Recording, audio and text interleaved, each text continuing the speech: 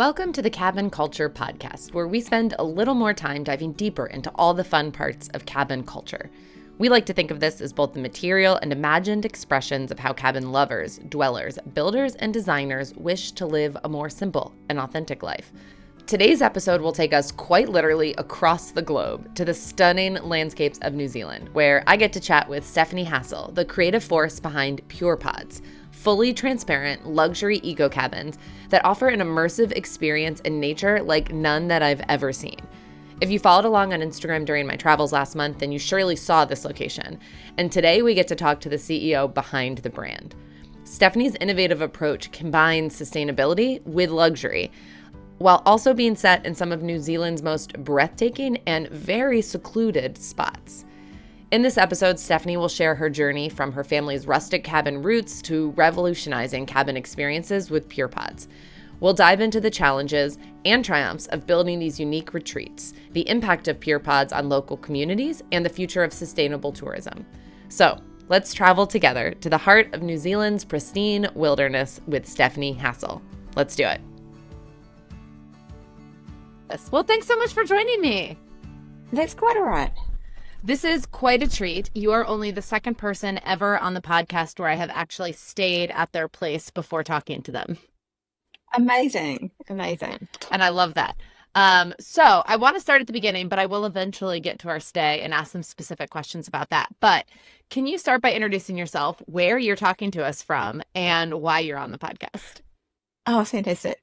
Yeah, so my name is Stephanie Hassel. I'm from PurePods, and I'm in our head office here in Christchurch, New Zealand. Amazing. So literally across the globe from us.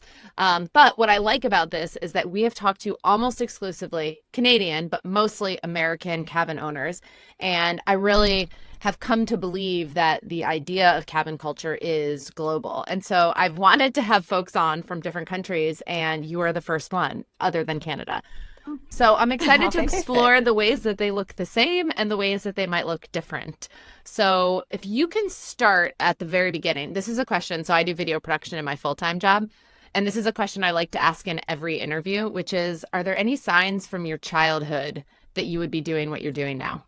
I think actually there is. So my father, way back in the 1950s and 60s, he actually helped build a club ski field here in New Zealand. And as part of that, he ended up building a cabin in a forest park near the ski field as one of 5.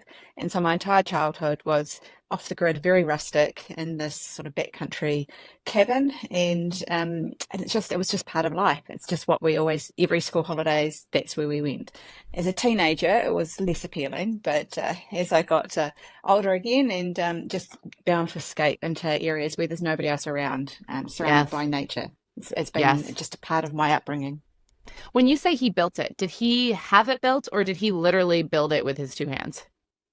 Built it himself. He's luckily a trained carpenter joiner, so it's for a rustic cabin. There's a lot of beautiful joinery in it as well, just because that's what he did. But it's quite an interesting story from this group of young people in their sort of late teenagers, early 20s, deciding to build a ski field. So it's quite some amazing photos of what they did back in that time. Wait, so he built not only the cabin, he also built the ski field? Yeah, he was one of the original people of the ski field. It's called Broken River. It's a club ski field, and to this day it still operates with a lot of volunteers, and it's just a chance to get out into a sort of a backcountry ski field. Yeah. Okay, I was going to ask that question to define ski field, and I'm taking from what you just said, this is not downhill skiing, this is cross-country skiing, and it's kind of like they built the trails. It's downhill skiing, so it's got a rope tow, so none of the fancy chairlifts and things like that, but rope tows, you get to the top and ski on down. So it's just, New Zealand's got a little bit of a history of having what we call club ski fields, which is just a group of people that have got together and created a ski field, and they're not run as a full commercial premises, but they run as by a club for the club members. I like that. I feel like there's something different about it when it kind of reminds me of like the dirtbag rock climbing culture out in the El Cap, right? Where it's like, we're not here to make money. We're here to do the thing that we love. And if we each can chip in a little bit to make it possible for other people to do the thing they love, then that's the spirit of it. Yeah, Yeah, I and love it was that. a lot more possible back in those days than it perhaps now. There's a lot more rules and regulations these days. Yeah, yes, for sure. So I know a lot of people listening to this podcast followed my stories when I was in New Zealand and have seen the Pure Pod that we stayed at, but some folks haven't. So why don't you start there and describe what is Pure Pods, and then we'll go from there. Oh, fantastic. So the PurePod concept is about how can you experience being in beautiful parts of New Zealand, but being in a completely private space. So, and not being locked inside. So a lot of cabins tend to have smaller windows, and be more sort of that wooden kind of cabin approach. We totally threw that out and came up with a new concept of being all glass, even the roof is glass. So the idea is that you can be in the middle of nowhere and totally enjoy the show that nature's putting on. And actually, it came about from seeing some beautiful Pure New Zealand advertising overseas. So our tourism arm of the government was out there advertising New Zealand. And I was thinking, well, how can we actually experience that without having a crowd of people around or having to go camping? Because Yes. not everybody's into camping. So how can we sort of ratchet it up a notch and make it quite a luxurious experience? Take your hotel room and plop it into the middle of these beautiful spaces. And that's what we're trying to go for, is that it's us really experiencing nature. That is such a good description of it because I do feel like when you're staying in it, it has all the like amenities that makes it feel like a high-end hotel room. But, and we traveled a bit around New Zealand, and I will say nowhere we went was super crowded with people. But in some of the more typical tourist destinations that we went to, there were a lot of people around. And probably the most that I felt connected to nature when we were there was staying at the Pure Pod because we were a pretty far drive from like where we were spending the days, but then we'd get to go back there at the end of the day and kind of just like totally disconnect from all of that. How many years have you been doing this? And you told us like how it first came about. How long ago was that? So the very first Pure Pod opened in 2014, and it was a bit of an experiment to see, is this something that people would actually want to do? And we kind of made the whole Pure Pod an experience, not just somewhere to stay. So we actually have a walking track into the Pure Pod. So we had to really find out whether, is this something that people want to do, or are they expecting to rock it up in their car and pile out? So that was the very first one. Learned a lot in building that and the technology that runs a Pure Pod. And so then the next couple were 2 years later, in 2016. And then we just sort of basically started adding 1 or 2 pods every year.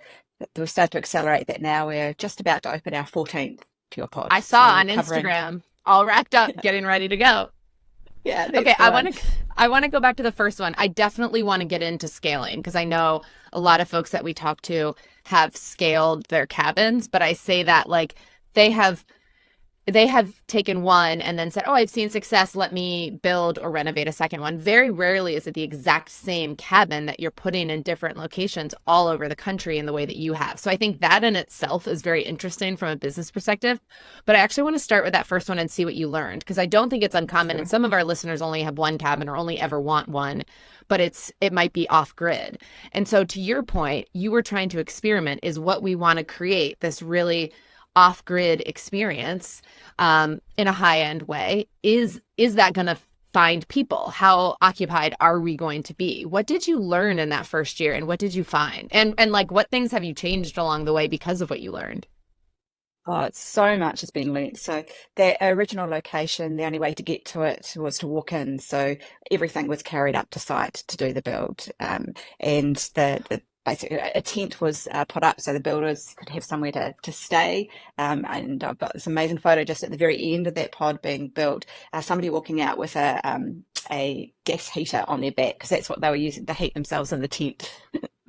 So one of the things we learned is that we do need to have access for being able to do the build, and also for the cleaners between guests. You need to have Yeah. access that they can get to. Even though we get the guests to walk in through a nice nature trail, we still need to have access that's a bit easier. So that's probably the biggest learning was you want to be in the middle of nowhere. You want people to wonder how on earth did we actually build it, but we need to make it practical Yep. for us to be able to build and to maintain it. Yep, that was literally the question when we first walked in. Sean and I were like, how did they build this? And so I have so many questions. Okay, that answers a little bit about that first one. But okay, we literally were talking about this last night and trying to guess. So we both have theories as to how they're built now. Can you tell us how do you build on site with access or do you build it off site and then transport it there? Well, it actually depends on the location. So some of the locations we build in are pretty tricky. So, for example, we are on a conservation reserve on Stewart Island, which is the very bottom of New Zealand. So it's behind a predator-proof fence. It's in an area which is it's called outstanding natural landscape. So you can't touch anything. You can't hurt any sort of trees or bushes, or you can be careful of the kiwi and all that sort of thing. So to build there, super tricky. It involved barges to get materials across. It's then couldn't even get a container to site. So there's a lot involved in that, and helicopters are actually involved in actually getting things to the site. So that's sort of one extreme, and nothing that we're kind of keen to do in a hurry again. It was quite the effort to build there. Yes. Yes. Other ones, the ones that you stayed in, for example, we were able to create what we call our truckable version, which is where we completely build it in our warehouse, and then we truck it to site and use a crane to lower it onto the foundations. And so those are the easier builds, if you like, Okay. but it still needs to be able to get a crane to site to be able to do it. And that requires a nice, strong, sturdy ground. Yeah. Can't be wet underfoot, that sort of thing. And then we've got what we call in the middle, which is our assemble on site. So we prefab it. So it actually gets constructed and then broken back down again. And then those components go to site and it gets assembled. It's almost like putting a Lego house together where you've pre-made some parts of it. So, and it's steel and glass. And so we're able to sort of assemble it on site in that way. Right. Okay. Sean was convinced that you helicoptered the entire completely built pod into that location. There's no helicopters large enough in New Zealand that would enable that size. That's what I was thinking. That's literally what I was thinking. But we were nervous if it rained about would we be able to drive back down. And so then I'm like, but how do they get big trucks up here? So these had to be all questions when you came up with this idea. Like, I love the idea and it's obviously doing well. But if it were me, in theory, I'd be like, you know what should exist? This beautiful high-end glass cabin, but in a really remote location. I would then think through the logistics and be like, there's no way financially or logistically I can pull this off. How did you get from idea to pushing through all the logistical challenges to the point where you actually built that first one?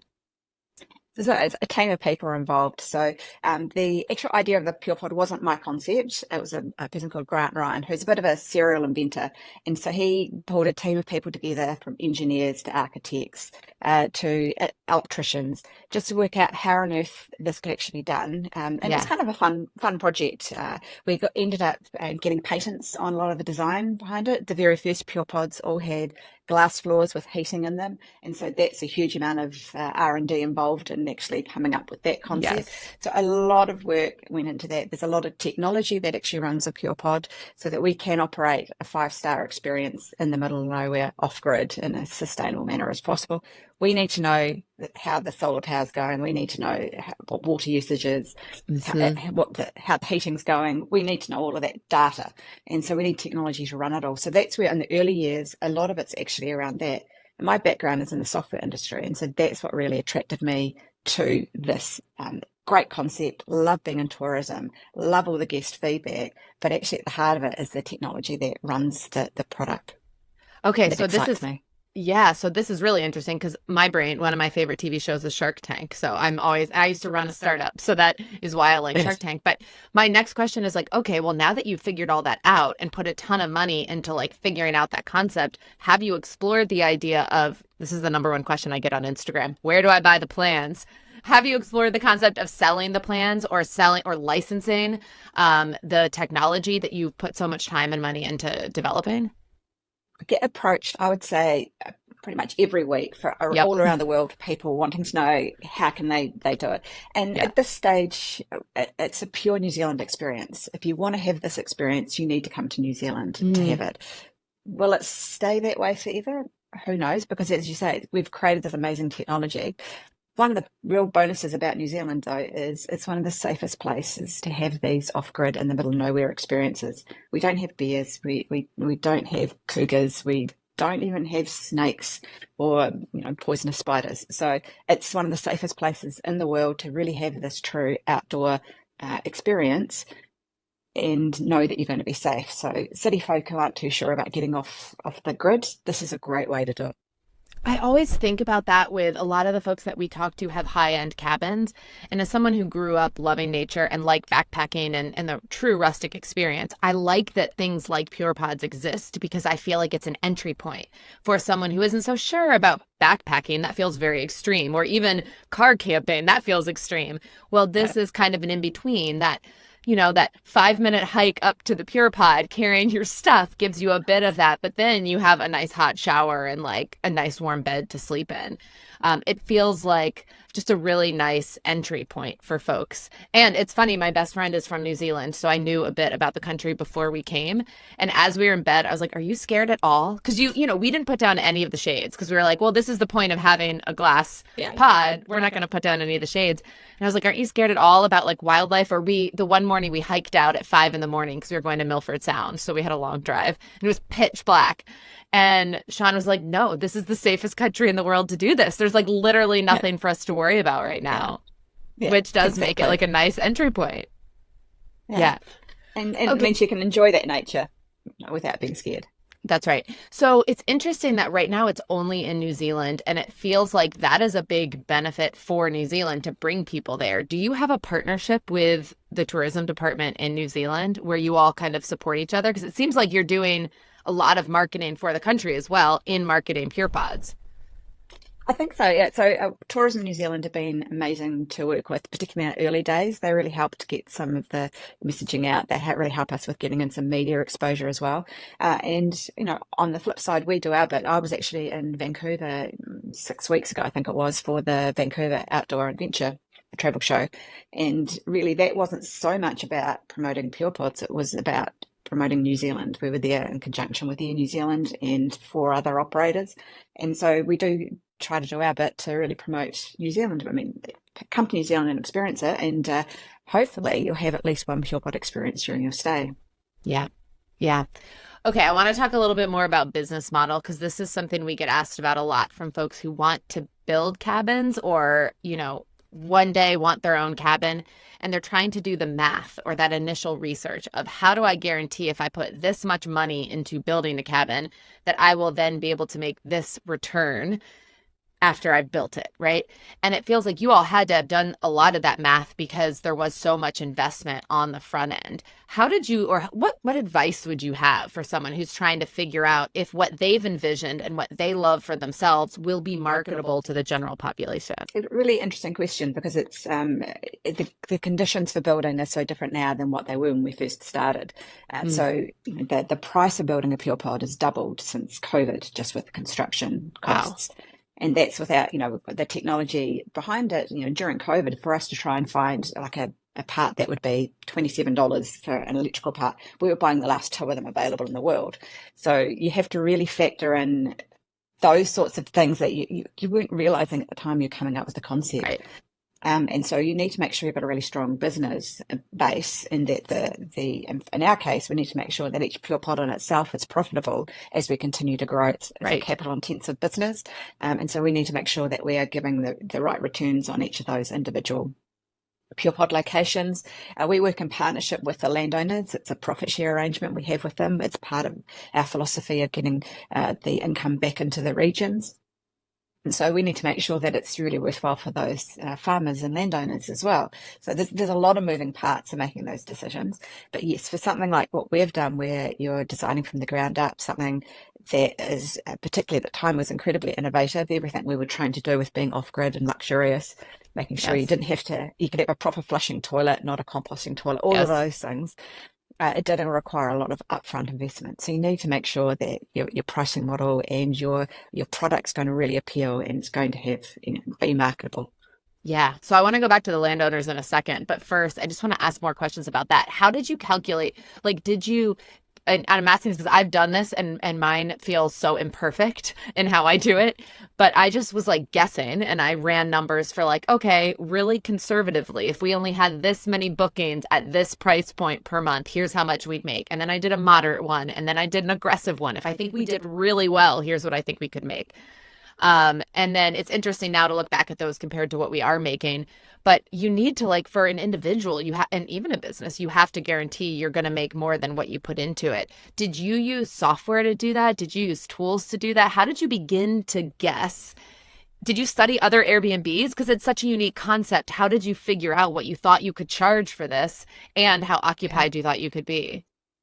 Well, that right from that, the early prototype one, that was one of the biggest unknowns is what's the price point? At that stage, we didn't realize just how much of an experience it is versus just an accommodation. Yep. We wanted it to be an experience. So what if you're looking comparatively and saying, oh, look at an Airbnb down the road, they're charging $180 in the middle of nowhere. It costs more to operate. So we need to make sure that we are getting those returns. And obviously to build is quite expensive as well. So we have to factor a lot in when it comes down to the pricing. Yep. And so what we started at, we really undervalued ourselves in that first year. And we were surprised just how quickly the international market picked up on what we were offering. And that gives you, the international market with the exchange rates and things, that does actually give you a chance to price it a little bit more than a domestic market, wholly domestic market. But we always wanted to make sure that locals could also experience these amazing places, because we're actually on farms and other properties that a lot of New Zealanders have never got to see that part of the country because it's been just, in private ownership for however long. And it's just amazing to be able to give that opportunity to go and see this coastline that you haven't seen before. Yes. Yeah. Yeah.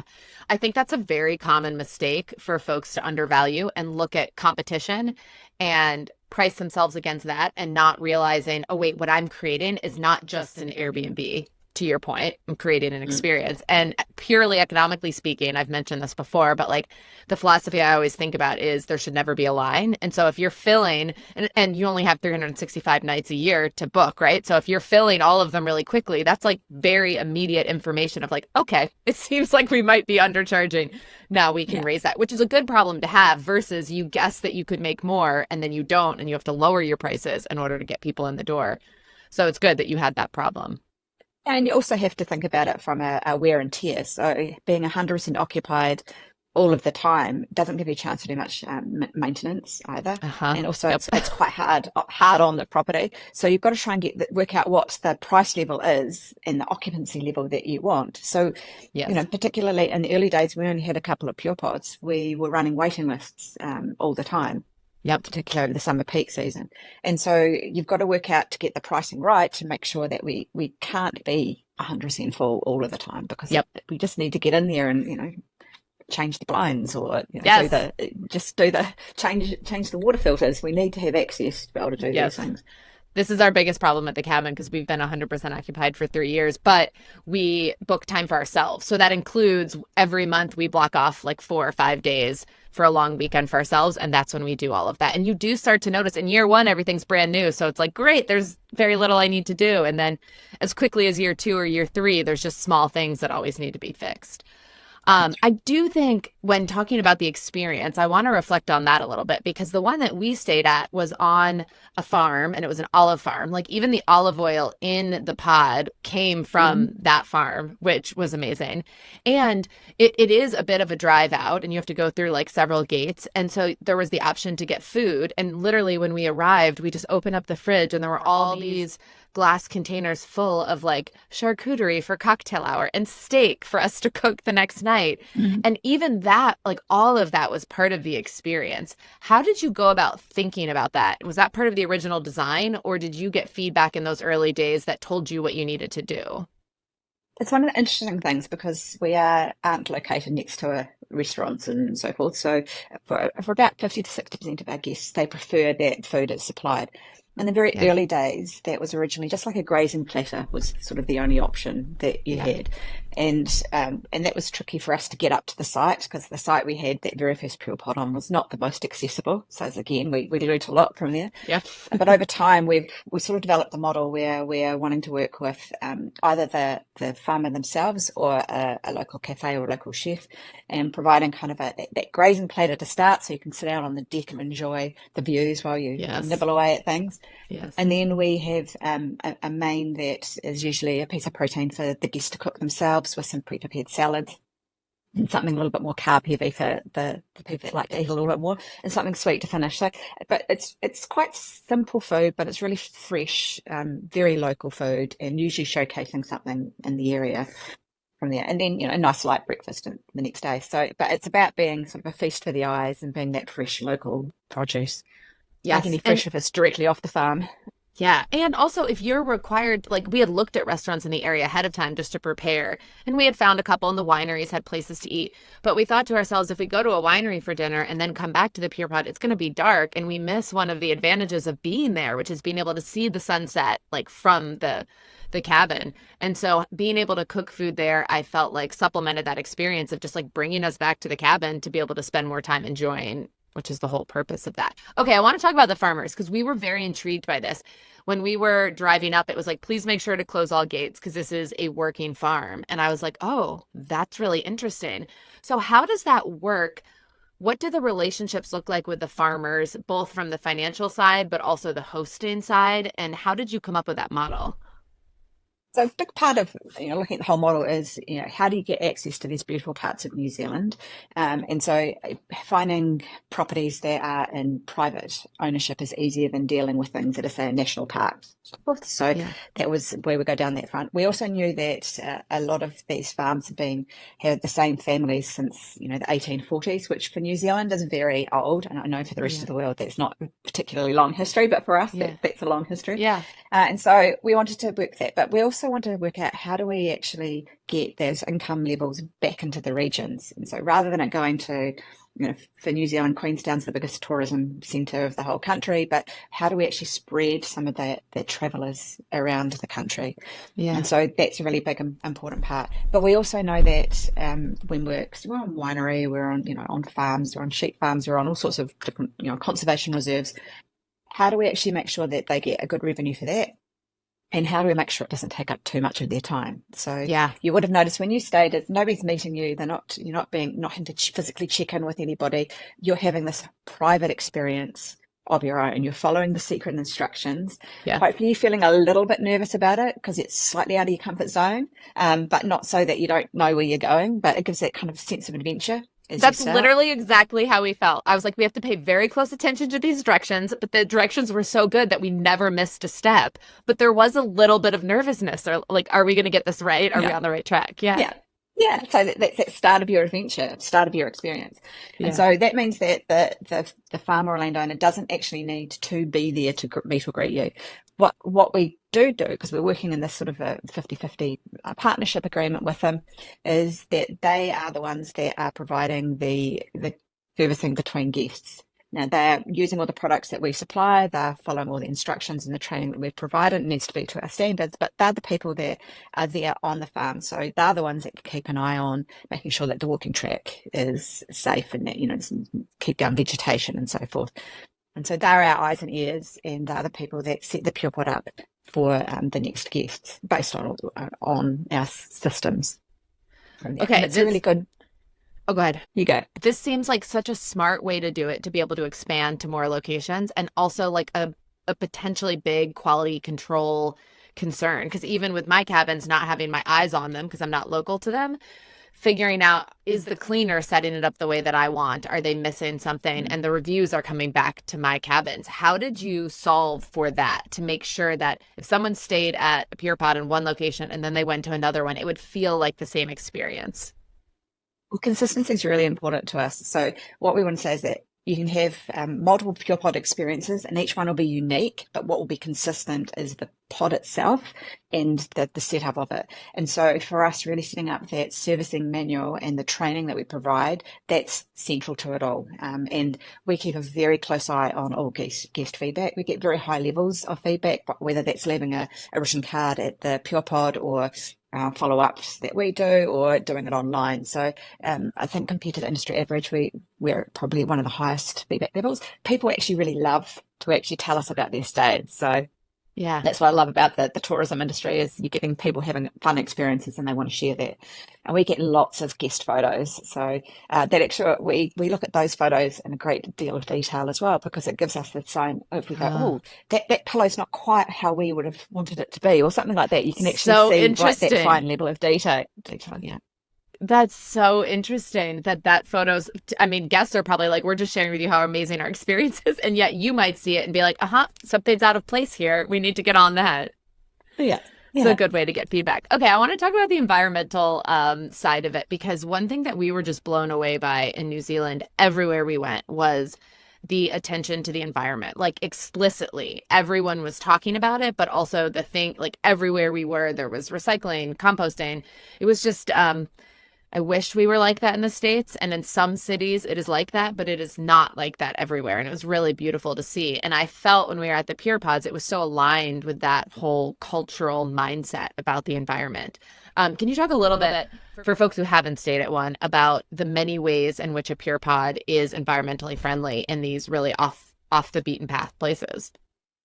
Well, it's sort of like one of the founding philosophies of the building. The reason it's the size that it is wanting to have as little impact on the environment as possible.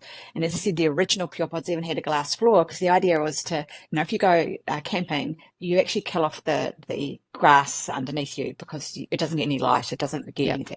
That's why the PurePods are actually raised up, so that we have got, it's on piles. So that means that we're having this minimal impact on the actual landscape that we're in.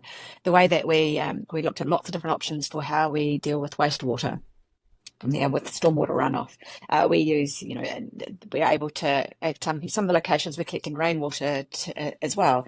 Obviously, the building's quite small, so there's not enough there to sustain the luxurious showers that people like to have, but Yep. we do that. And in other cases, that rainwater's been used for the irrigation of the planting that we've put in place around it. So everything around there is trying to work. Every decision about the PurePod, I'm balancing both the sustainable side of things Yep. versus the guest experience. So right from the beginning, there'd been no single-use plastics in a PurePod. You didn't have shower caps or those little single-use bottles Yep.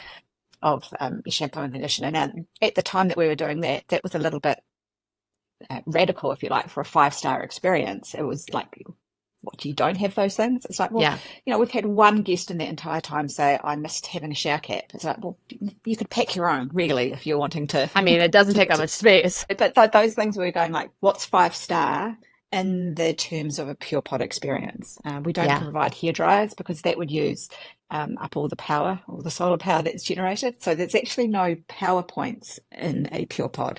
There are charging points for your devices, so you've got a USB charger there, but you can't go and plug your hairdryer and use up all the power. So we're trying to lead guests to have that sustainable experience, but without them missing out on the mod cons. The showers are amazing, the toilet flushes, that sort of thing. Right. This is such a tricky balance, and I feel like the Airbnb rating system, particularly the value rating, can be a really hard one, because at the price point that you have to charge for the experience that you're creating, which is an expensive one to create, you are going to attract guests who probably stay at a lot of otherwise 5-star places and are very used to some of those things like a hairdryer or taking long hot showers.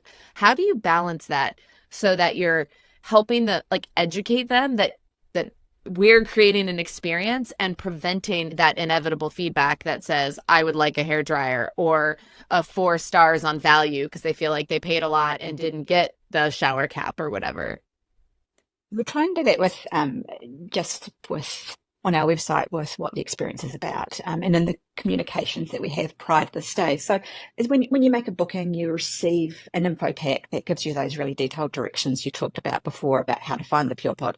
But in that, we actually talk about the experience and what you need to prepare yourself for it. So in that, we're making sure that they know that there is a walk-in and that you should bring a backpack or rucksack rather than trying to bring your full luggage on your wheel. So we have had guests that try to wheel their full luggage up the hill, but it's not advised.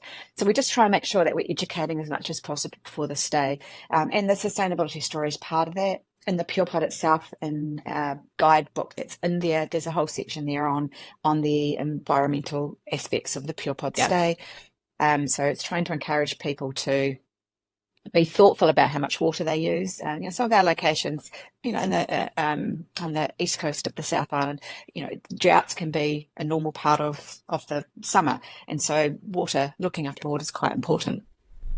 However, we know that people are there for their luxury experience. We've got this amazing shower with amazing views. Yes. So we know from the data that comes back, there are some guests that spend an inordinate amount of time in the shower, and all It my is mind's going, tempting, water, Stephanie. water. I know, I'm going to tell you, but it is tempting. And we were mindful, but I would have stayed in there way longer if I hadn't read the guest book.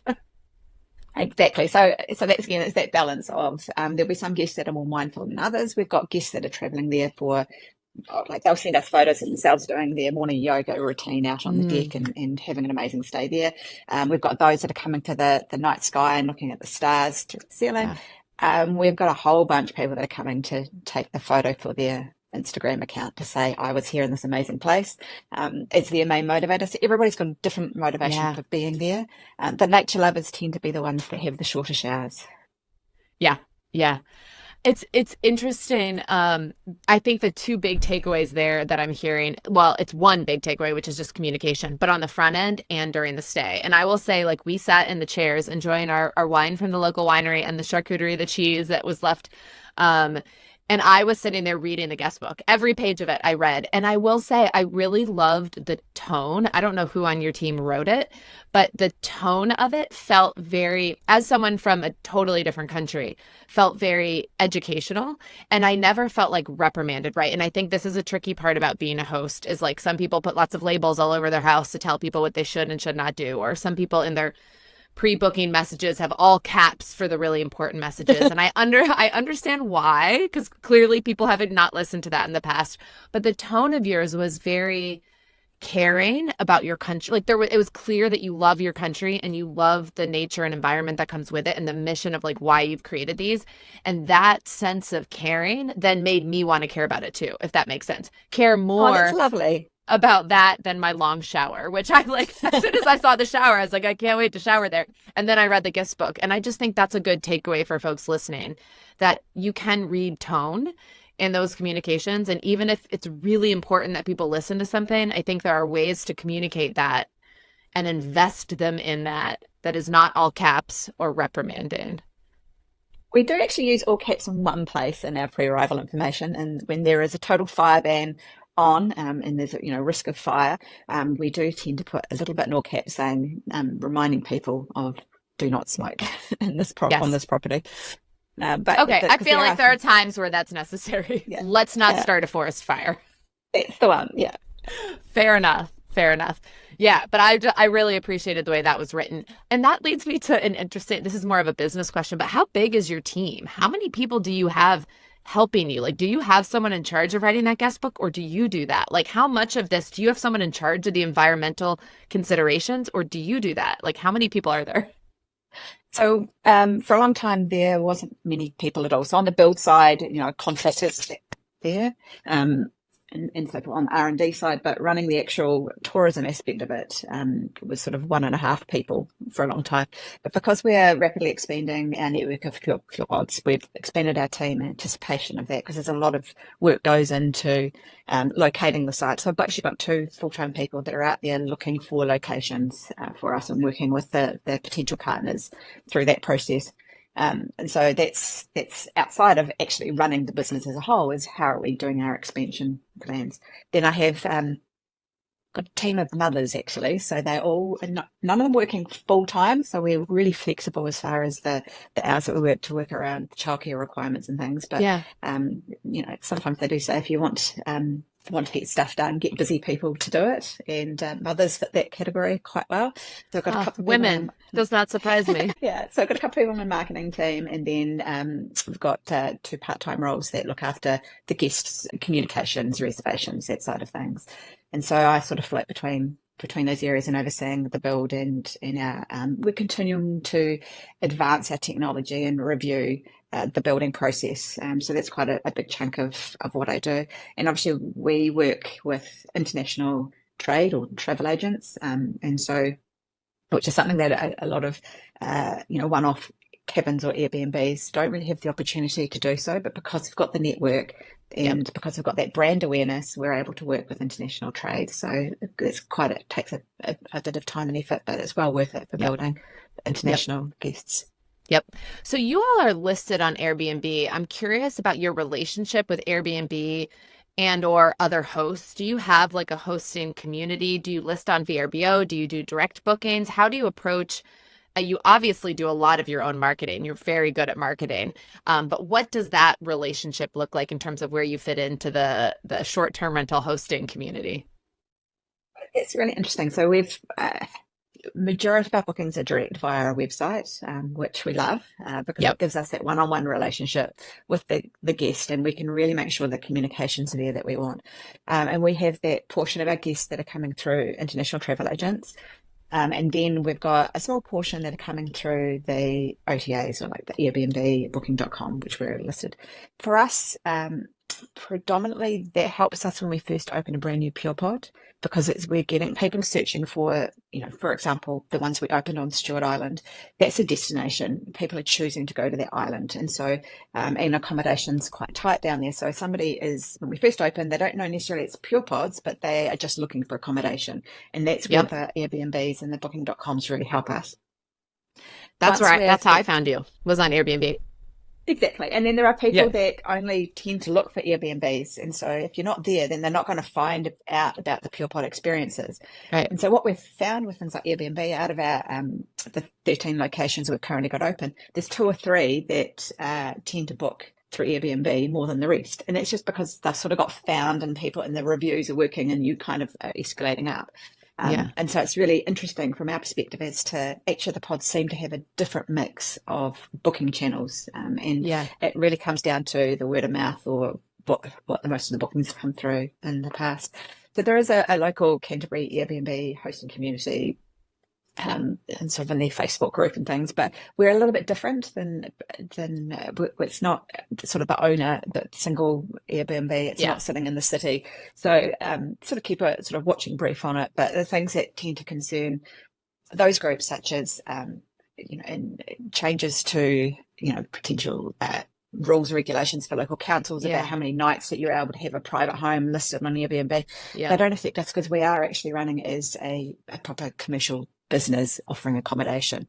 And so Okay. we've always, the tax system and things like that, we've always been doing things as a business that somebody who's doing it as a more of a hobby could be more affected by. So those sorts of things we just keep a watching brief on. But really, we're running our own show. As you say, we're doing our own marketing, but we're Yeah. using these channels to help us get in front of audiences that we couldn't do on our own. We're a small business, punching well above our weight, we like to think. Yeah, yeah, that's what we talked about this in a past episode of just like the more places you can get in front of more eyes. And especially for your model where you have 13 locations, and the idea is that someone could pod hop around the whole country. And so if someone finds you via Airbnb because they're going to one location, but then now they follow you on Instagram, now they learn about your newest one, now they find a new spot that they might not have ever traveled and might go there. It's a free way to get in front of those folks by listing on Airbnb, VRBO, whatever. Because marketing is obviously a bigger investment, and you all do a good job of it. But it can be helpful to have some free marketing tools. In the States, there's an interesting energy around short-term rentals right now because they grew so much during COVID, especially in the cabin world. What is the national reception of short-term rentals? Realizing that you all are a bit of an exception because you are running like a business, but you probably pay attention to this and know what people are saying or thinking. Do people travel via Airbnb a lot? Are they really receptive to it? Is it growing, or are people critical of what it's doing? In our case, it's often what it's doing to housing or things like that. What does that look like in New Zealand? So in New Zealand, there are certainly lots of questions about the housing issue and how it's taking rental properties, long-term rental properties, off the market. And so in particular locations, so in tourism centres like Queenstown, worker accommodation is pretty tight. And so if you've got lots of houses that could be used for worker accommodation being put up for short-term rentals, it really can impact on the whole town. And there's a number of those sorts of places around the country. And so there's been lots of talk about rules and regulations to try and limit the number of nights per year that you could have on Airbnb, or having to get consents from the council if you're going to be for a longer period of time. And there's no sort of national rule as such at this point. So each urban area is trying to implement their own short-term rental rules, and it's different sort of reception. So if you're just trying to do your own, create a little hobby business or get an income stream from property that you might have that's available, it can be really painful to say, I've got to obey all these rules. On the flip side, I can see it from a commercial perspective. So the local motel who's got to follow all these fire safety rules and all these other, pay commercial rates. Yes. And then they're looking down the road and they can see somebody's bought 5 houses and don't have to pay any of those rules. Right. So it's quite a tricky. I can see both sides of the argument. So we're just carrying on doing our thing, following the right rules that are good for our business. But I can see both sides of the argument. It's so tricky. And as someone who owns 3 short-term rentals, I struggle with it a lot. And we own 1 long-term rental, and it's the one that's in a city. Because my thought is, in a city, we rent year-round to a great couple that we love. But we could do it on Airbnb and probably make more money than what we make. But in a city, I feel like that's where the potential harm is. Even when we were staying in Auckland, when I stay in cities, I always want to look at Airbnb because I like supporting like local folks, and I love the spirit of Airbnb. But we stayed at 1 Airbnb and then 1 hotel because I just feel like in cities, I have mixed feelings about what Airbnbs do to housing markets in places where there's just limited housing, and it's tricky. So tricky. And it's the neighborhood issues as well. So if you're in an apartment building and there's owner occupiers and then there's Airbnbs, yes, it could create a bit of conflict. Again, PurePods outside of that, we are sort of one property in the middle of nowhere, so we don't have any direct neighbours to interview with. So that's right. And your partnership with the farms, like I like that because they're benefiting from it in a way. It's not impacting anyone else. And so your partnership with them is supporting their business, their farm, whatever, giving them additional revenue streams, while also giving travelers a cool experience. That's right, and it's become more and more important. So the wool prices have just dipped. So it's now costing farmers to shear their sheep. They're not making money on the wool, and so trying to diversify and find those other income streams. And also when they're doing their succession planning, they might have 3 children, and so they've got to work out how they can get additional revenue into their farm in order to be able to spread that amongst their next generations as well. Yeah, farming is hard. We thought, I don't know if you've been here, but we went to Hobbiton when we were in Auckland because my husband is a big Lord of the Rings fan, and they did a really good job when they were busing us out to where the movie set is.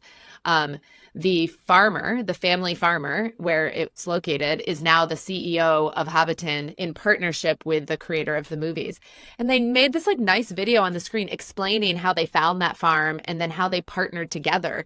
And the farm is still fully operational because the movie set doesn't take up that much space. And they've really well designed the way they do all of it, that it doesn't really impact the farm, but provides this insane additional revenue to this family that's been farming there forever. And so then the PurePod is a similar idea, obviously like maybe on a slightly different scale than Hobbiton, but maybe not for long. Like I feel like it's the same idea of how do we partner so that everyone's winning. Exactly. So, and that's really important. Yeah. So that leads me to my second to last question, which is where is PurePods going next? How big do you want this to be? How many PurePods do you want in New Zealand? You sort of hinted that you might one day go outside of New Zealand, but no guarantees. You might or could license the technology. You could sell the plans to other folks. I feel like there's a lot of different ways that as a company, you could diversify your own revenue. What does that look like? For us right now, we're concentrating on sort of spreading out throughout New Zealand. So at the moment, we're actually very happy to say we're right from Northland and the top of New Zealand right down to Sri Lanka at the bottom. And so now it's about filling out the gaps in the middle. So each one of them is like 1 hotel room. So normally when somebody builds a hotel, there could be 100, 200 rooms. So there's plenty of capacity for us to add more around. And there are just so many amazing spots throughout New Zealand. So for right now, we're just wanting to keep exponentially growing the number of pods that we're opening each year. We're getting better and better at the building process and the launching process. We've got a really good base now. We know our business. We know what it takes to run a really good experience for guests. We know what sort of partners we need in order to achieve that. We know what products we need to put into it. For example, the PurePod you stayed in is on an olive and alpaca farm. So the duvet's alpaca wool, the oil that's provided is straight off the farm. So there's more of those sorts of opportunities that we can look at as partnering with those landowners to showcase their produce and to help them get exposure. We're on a winery in the Waipara region, and when they first opened, they said that they saw their wine sales increase because not only were people buying wine while they were there, when they went back home, going out to a restaurant somewhere in Huh. the US and they see that brand on the menu, then they're going to go, oh, I remember that time that I had that PurePod Yes. experience on that winery, and there's that connection. So there's lots of opportunities to help us generally just to keep New Zealand out there and being a fond memory for people. Yeah, I love that. What advice would you have for someone? Because we've never talked to anyone in the US. I'm trying to think to make sure I'm right about this, but who's really created a business like this that isn't, most of the folks we talk to are individuals who built one cabin, and then if it's successful, they might build another one. And sometimes it's the same plan, but not often. So what advice would you have for someone here who wants to scale what they're doing?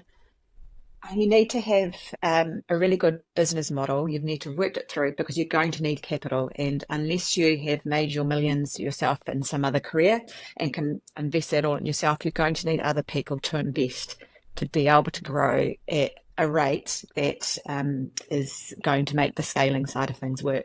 So I talked before Yeah. about how we've scaled up our number of staff. The number of staff we've got right now is more than what we would need if we were running just the 13 or 14 PurePods that we've got. We've got an eye Yep. for the future, but you need to be able to fund that. Yep. Yep.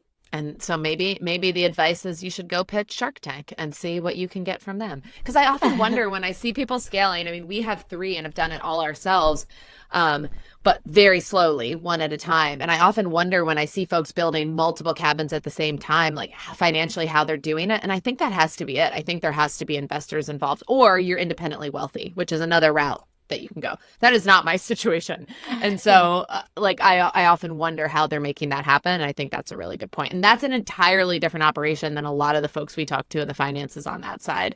And maybe something we should get into sometime in terms of a conversation about investors. That would be interesting to find an investor who could talk through what would make a good investable pitch for an operation like this. Okay, note for the future.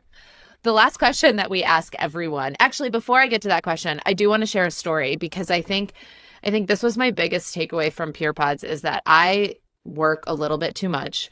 So even when I'm on vacation, I am working. Usually at night, I'm plugging in my computer and like checking email and catching up to avoid any anxiety.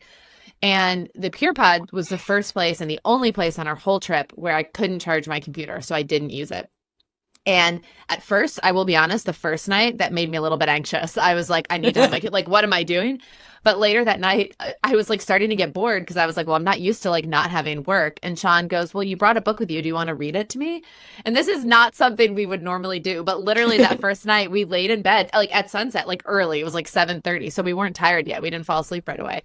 And we just took turns reading to each other from, I think it's people are going to, I don't want to share the title of it. I'm not going to share the title because everyone will know what it is and they'll judge. But it was recommended to me by a friend. Anyway, and then the next night we did that. And now it's a thing that if we're not too tired, he'll be like, do you want to read from the book? And it's not something I ever would have done, but it really took me out of that instinct to just like work from my computer or pull out my phone or do whatever I normally would do. And I think that's part of the beauty of what you've created. Obviously, the location and the connection to nature, but also that removal of routine that we're used to in normal places that we stay, I think can be jarring in all the right ways. Oh, that's wonderful to hear. Because I mean, I've had stories from guests saying, "Oh, my husband was really worried about it, so he downloaded lots of movies to his iPad, but we didn't watch a single one. We just sat there and listened to the birds or watched the sunset." And I thought that's what I love hearing is that you've had that chance to turn off from the world and just enjoy nature on the show.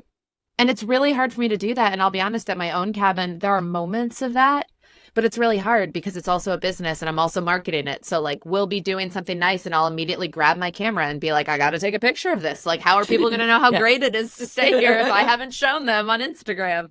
And so, yeah, just being able to not have to worry about that was really beautiful. Okay, the last question, and we posed this question on Instagram during our stay because we ask it on every episode of the podcast, which is, in your opinion, what makes a cabin a cabin? It's a really interesting question. I did sort of listen to what you'd said about the PurePod and I think the place you'd stayed at previously. And I think for me, maybe it's my background with my family cabin, is it needs to be somewhere secluded where I can be disconnected from my normal life. Now that whether it's a nice glass cabin or whether it's the rustic family batch that I still go up to with its 1970s wallpaper. It doesn't matter what the decor is. It doesn't matter what it's constructed of. To me, it's the chance to disconnect from the rest of the world and spend some time with my friends, or my special someone. It's just, it's that time away from the rest of the world. To me, a cabin can't be 6 of them in a row. It needs to be on its own. Yes, which we had just seen. We were in Jackson Hole, Wyoming, right before we came to New Zealand. And we were driving. It's really flat there, so you can see everything. And there were some like log cabins, but we were driving and there was one place where there were literally 6. And I'm sure they called them cabins. And they looked, each one, if it were alone, would look like a cabin, but they were just right next to each other. And it made me think more about proximity and place as part of the definition. I've always thought about place. Is it in the woods or is it secluded? But just seeing them all next to each other was interesting. It might feel the same on the inside, but is it the same? And you have truly nailed the uniqueness of not being 6 in a row, for sure. Yeah. Stephanie, thank you so much for joining me. It was really fun to hear more about the business side of it and just to meet a human behind the experience that we had when we were there. Oh, fantastic. Thank you so much, Rob. Really enjoyed it. Thanks so much for joining us. And if you liked what you heard, feel free to leave us a 5-star rating on Spotify or share some of your favorite parts over on Apple Podcast. If you have feedback or suggestions for the future, you can also find me on Instagram at Cozy Rock Cabin. Looking forward to next week.